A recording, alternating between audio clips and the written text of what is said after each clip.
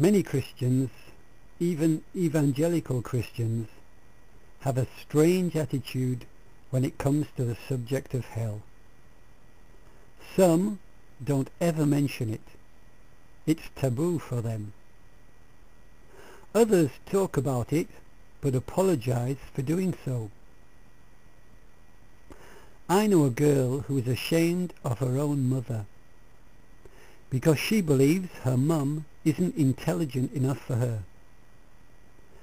When they're in company, she's embarrassed by what her mum says.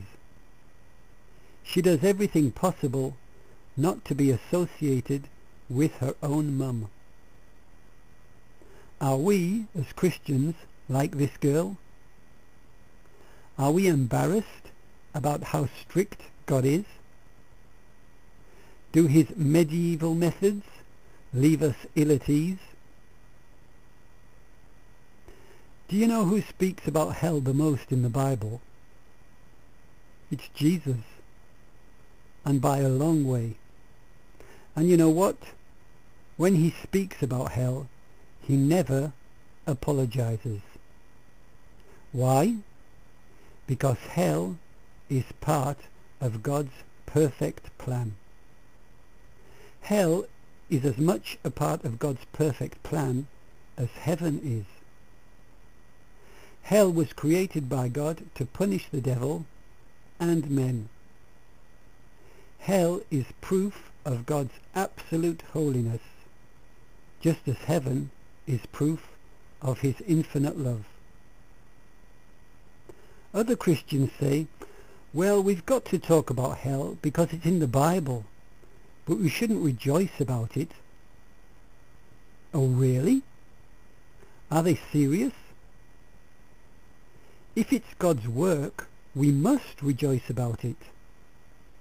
Or are we ashamed of what our God is doing? Do we know better than him what is acceptable? I believe that Christians should rejoice in the fact that hell exists because it's proof that God is holy. Unless we're embarrassed by the fact that our God is holy. I believe that Christians should rejoice in the fact that hell exists because it's proof that God triumphs over his enemies. Unless the fact that God triumphs makes us ill at ease. Hell means the end of Satan for us,